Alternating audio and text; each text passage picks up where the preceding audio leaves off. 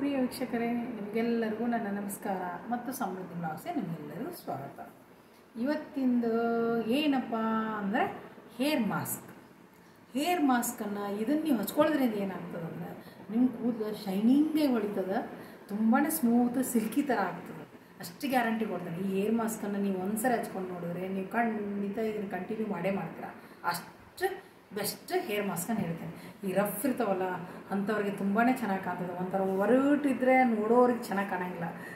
ನಿಮಗೂ ಗೊತ್ತಿದೆ, ನೀವು ಎಲ್ಲೇ ಯಾರನ್ನ ಹುಡುಗಿಯಾರನ್ನ ನೋಡಿದ್ರು ಸಿಲ್ಕ್ ಯಾರ್ದಾರು ಅವ್ರ ಮುಖನೇ ನೋಡಲ್ಲ ನೀವು. ಫಸ್ಟ್ ಅದು ಕೂದಲು ನೋಡಿ ಎಷ್ಟು ಚೆನ್ನಾಗಿದೆ ಅಂತ ಅನಿಸೋದು ಗ್ಯಾರಂಟಿ ಅಂತ ಹೆಣ್ಮಕ್ಳಿಗೆ ಅನಿಸುತ್ತೆ. ನಮ್ಮಂಥ ವಯಸ್ಸಾದ್ರೆ ಪ್ರತಿಯೊಬ್ಬರಿಗೂ ಅನಿಸೋದೇ ಇದೆ.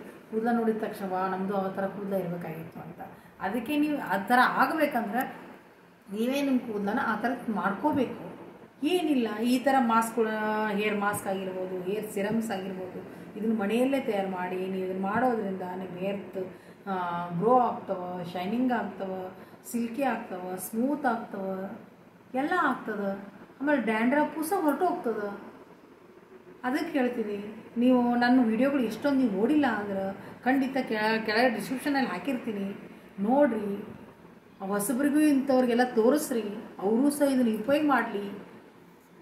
ಈ ಯಾರಿಗೆ ಇದ್ರದ್ದು ಅನುಕೂಲ ಇರ್ತದಲ್ಲ ಅವರು ಉಪಯೋಗ ಮಾಡ್ಕೊಳ್ಳಿ ಅಲ್ವಾ. ಅದಕ್ಕೆ ಹೇಳ್ತೀನಿ, ಇದು ಹೇಗೆ ಮಾಡೋದು ಅಂತ ನಾನು ನಿಮ್ಗೆ ಹೇಳ್ತೀನಿ. ಹೇರ್ ಮಾಸ್ಕನ್ನು ಹೇಗೆ ಮಾಡೋದು ಅಂತ ಹೇಳ್ತೀನಿ. ಇವಾಗ ಏನಿಲ್ಲ, ಮನೆಯಲ್ಲೇ ಇರೋವಂಥದ್ದನ್ನೇ ಹೇಳ್ತೀನಿ. ಇಲ್ಲದೆ ಇರೋದನ್ನು ಹೊರ ತೊಗೋಬೇಕು ಅಷ್ಟೇ. ಏನಪ್ಪ ಮನೆಯಲ್ಲೇ ಇರೋದಂತ ಹೇಳ್ತೀರಾ, ಮತ್ತೆ ಹೊರ ತೊಗೋದಂತ ಹೇಳ್ತೀರಾ ಅಂದರೆ ಹೌದು, ಒಂದೊಂದಿಷ್ಟು ಒಬ್ಬೊಬ್ರ ಹತ್ರ ಇರಲ್ಲ.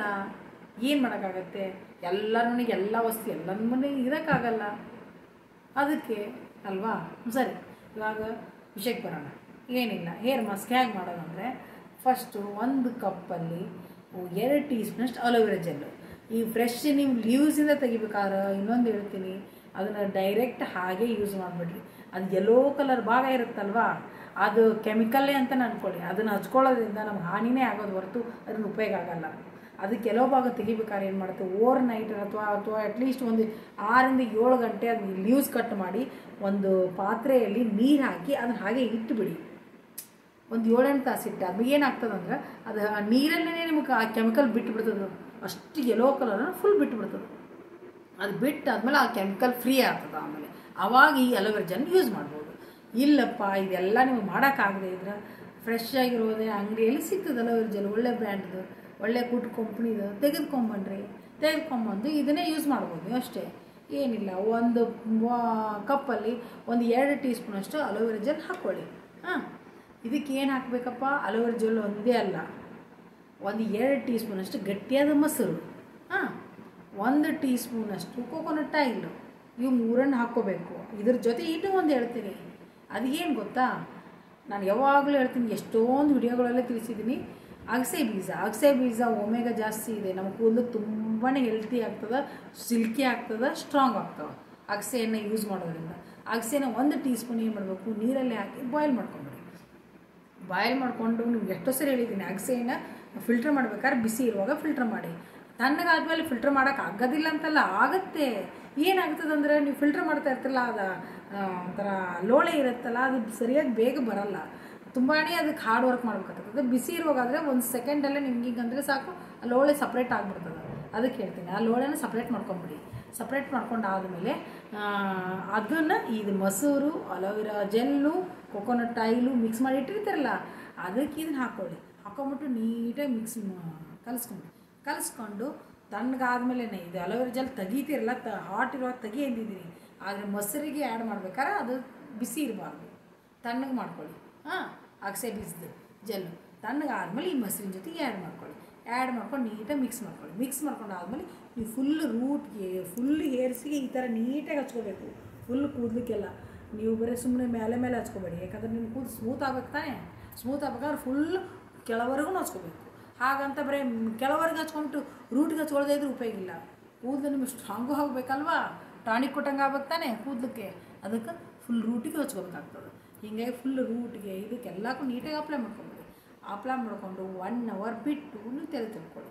ಇದನ್ನು 1 ವಾರದಲ್ಲಿ 1 ಸರಿ 2 ಸರಿ ಮಾಡ್ತಾ ಬಂದರೆ ನೀವು ಗ್ಯಾರಂಟಿ ಹೇಳ್ತೀನಿ 100% ರಿಸಲ್ಟ್ ಬರ್ತದೆ. ಅಷ್ಟು ಚೆನ್ನಾಗಿ ಆಗ್ತದೆ, ಕೂದಲು ತುಂಬಾ ಚೆನ್ನಾಗಾಗ್ತದೆ, ಸ್ಟ್ರಾಂಗ್ ಆಗ್ತದೆ. ಇದನ್ನು ಮಾಡಿ ನೋಡಿ. ಆಮೇಲೆ ಇದೇ ಥರ ಉಪಯುಕ್ತ ಮಾಹಿತಿಯನ್ನು ಮತ್ತೆ ಮುಂದಿನ ನೋಡಿ ಅಂತ ತಿಳಿಸ್ತೀನಿ. ಆಮೇಲೆ ಹೊಸಬರು ಯಾರೇ ಇರಲಿ ಸಬ್ಸ್ಕ್ರೈಬ್ ಮಾಡ್ಕೊಳ್ಳಿ. ಸಬ್ಸ್ಕ್ರೈಬ್ ಮಾಡ್ಕೊಳ್ಳೋದ್ರೆ ನಿಮ್ಗೆ ಏನೂ ಹೋಗಲ್ಲ, ಏನೂ ಖರ್ಚಾಗಲ್ಲ. ಬರೀ ನನಗೆ ಸಬ್ಸ್ಕ್ರೈಬ್ ಮಾಡೋದು ನನಗೆ ಎನರ್ಜಿ ಕೊಟ್ಟಂಗೆ ಆಗ್ತದೆ, ನೀವು ಎನ್ಕರೇಜ್ ಕೊಟ್ಟಂಗೆ ಆಗ್ತದೆ, ಪ್ರೋತ್ಸಾಹ ಸಿಕ್ಕಂಗೆ ಆಗ್ತದೆ. ಅಷ್ಟೇ ಬಿಟ್ಟರೆ ಬೇರೆ ಏನಿಲ್ಲ. ನೀವು ಏನೂ ಕಳ್ಕೊಳ್ಳೋದಿಲ್ಲ ಸಬ್ಸ್ಕ್ರೈಬ್ ಮಾಡ್ಕೊಳ್ಳೋದು. ಇವ್ರಿಗೆ ಯಾಕಪ್ಪ ರೆಡ್ ಬಟನ್ ಒತ್ತೋದು ಅಂತ ನೀವು ತಿಳ್ಕೊಬೇಡಿ.